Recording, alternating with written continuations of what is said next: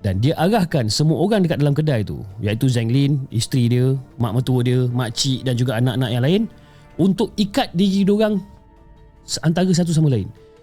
Contoh kata Zanglin ikat isteri dia, lepas tu dia ikat mak mertua dia, dia ikat salah seorang. Apa? Dia ikat semua-semua ni.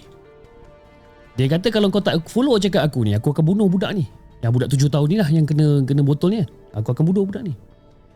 Jadi sebabkan si Zanglin ni sayangkan sangat nyawa budak tu, diorang pun ikutlah cakap si Huang ni. Diorang ikat tangan, sumbat mulut masing-masing guna kain dan sebagainya.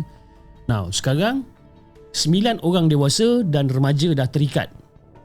Tak boleh bergerak. Si Huang senyum. Dia tengok seorang-seorang semua dah kena ikat, dia senyum. Now, this is the time where the massacre begins. Okay? Aku nak bagi benda ni sebagai satu trigger warning lah.